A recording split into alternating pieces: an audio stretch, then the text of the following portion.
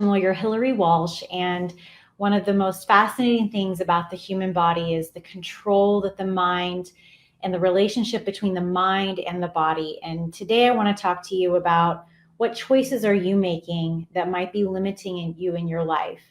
Of course, I want to help you with your immigration problems. I want to provide you with solutions so that you can choose to move forward and no longer have this be a thing that's limiting you in any way, shape, or form. I want to help you make choices that help impact your life and your kids' lives and your spouse's lives and your parents' lives. And so much of what that has to do with is our mind. So I invite you to just kind of stay with me for this, because the relationship between your immigration situation and what's going on in your mind and how you're processing different choices that you're making are so closely related. And I guess the most important question for you as you listen to this is to ask yourself, where am I now? What is my situation now? What is it that I don't like about my situation right now? And where do I want to go? What is the difference? What is the change? If I could wave a magic wand and things be different, what would it be? Where would point B be if I'm at point A? And how can I get there? I can help you with the how. I can help you with the path, with the roadmap for driving from one city to another. But you have to be the person who gets in the car and makes the decision to drive there. So let's go to mindset and how it can completely change your life if you'll just allow your mind to imagine the possibilities. First, I'm a firm believer that we get to choose our past. And I don't say this in the sense of we get to go back and change our past and change the things that have happened to us. But we do get to choose the power that we give our past in our present life. For example, and this is always something that's, kind of difficult to talk about, is that when I was a kid, my parents disciplined me in really harsh ways. And I ended up getting put into foster care because of child abuse. And because of the amazing gift of restoration, I have a wonderful relationship with my parents today. So I don't say that in a way that is supposed to cut them down or make them out to be bad people. Instead, I choose to look at what happened to me in my past, being put into foster care, running away from the foster home, or at least being accused of that, and then being put into a lockup facility for runaway kids in a detention center for teenagers. That was part of my past. Now, I didn't choose that those things would necessarily happen to me. At least I don't think that I did at the time. But I can choose the power that those things have on me today. And one of the ways that those experiences, while very painful, and this has been 20 years ago that this happened, it's still difficult to talk about, in the sense of it evokes a lot of, it's hard for me to tell strangers about it because they start thinking certain things, not only about me, but about my parents and the situation that I was in then and am in now. But the reality is I have chosen to love my parents, and I have chosen to assign meaning to what happened to me when I was a young person. I have chosen to use my past to make my future stronger. I have chosen to use my past to help people with their immigration situation. I have chosen that my past helps free me every single day. Because when I go to a detention center and see people who they were just living their life and then they were picked up and locked up in a jail, I can say on a very, very real level that I was once there and I am free today. And so I go back in and I want to help those people be free too. I want to help families who were broken, like my family was, enjoy the freedom of love and restoration today. And I get to do that every single day with my job because I'm an immigration lawyer. But you too can choose your past, choose the way that you assign feelings and emotion to your past so that your future and your present are so much richer, and that those things no longer hurt you.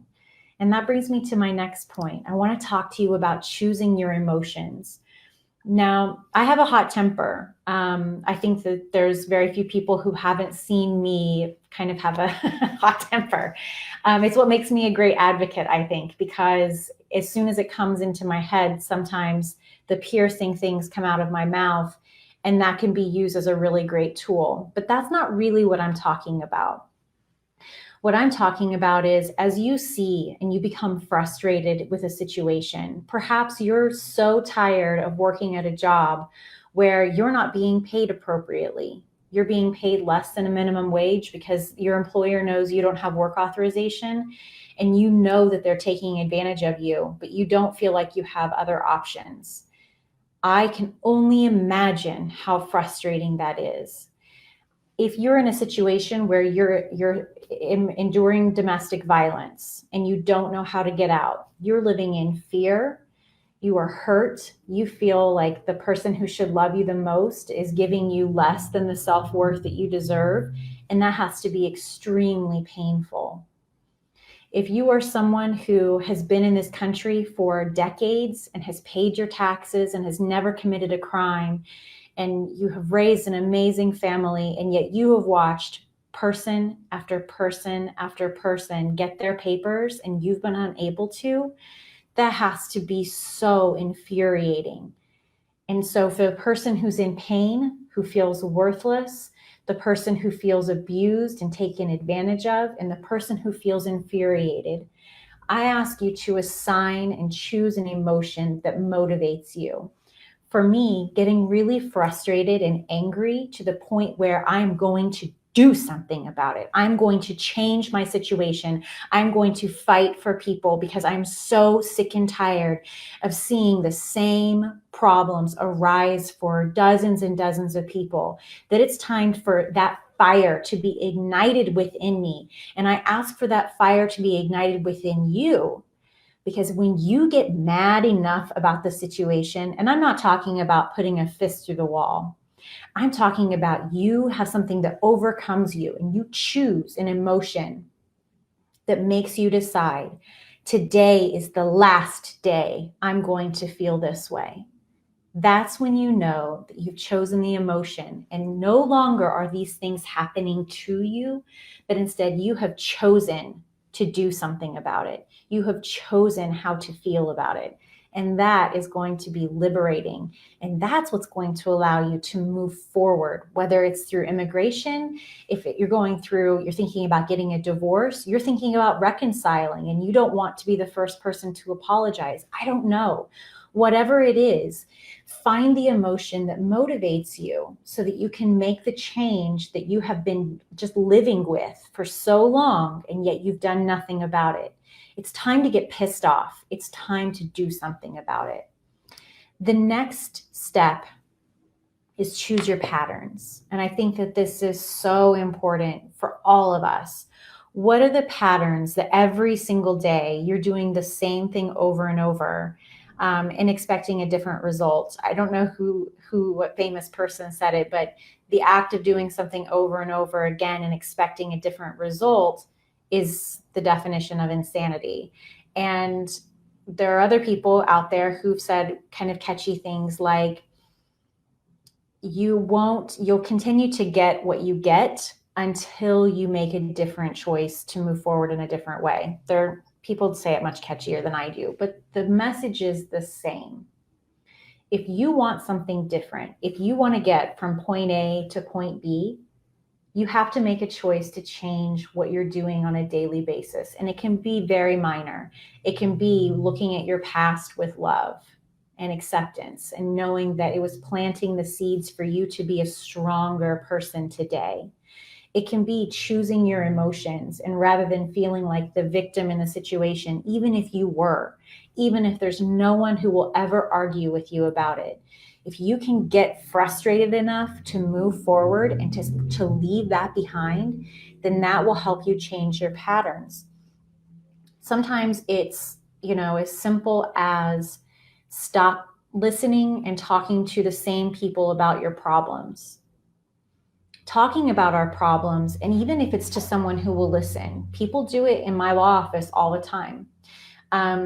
They will call, they will schedule a consultation, they will pay their hard-earned money to visit with a lawyer. And what they end up doing is they wanted a therapist or a counselor to talk about their problem with. And you can tell that they've talked to dozens and dozens of other people about the same thing, but they have chosen to find some type of therapy in talking about their problem rather than actually fixing it. The same is true with your friends. You don't have to be going to lawyers about it. You can be talking to your friends about how badly you want to fix your immigration situation, how much you want documents for your kids, how much you want to be able to go home for Christmas and see your parents because they're elderly. And yet you've chosen this pattern to do this over and over and not take a step of faith forward and really change your mind about what it is that you have decided that you want. So much of your immigration case depends on what's in your mind.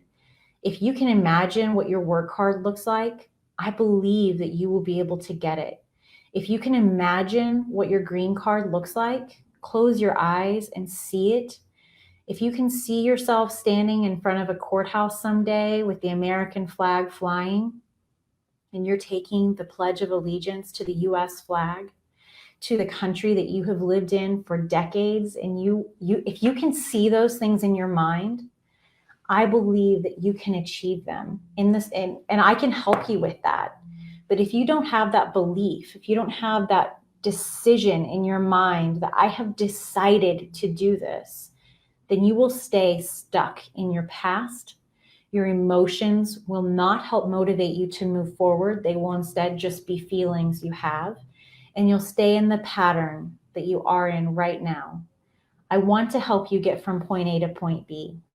I want to help give you the roadmap to change your life, to change the next generation, to change the face of the United States, because you and thousands of other people chose to step forward and not remain absent. My name is Hillary Walsh. I'm an immigration lawyer, and I believe in you. I hope that you'll let me help you.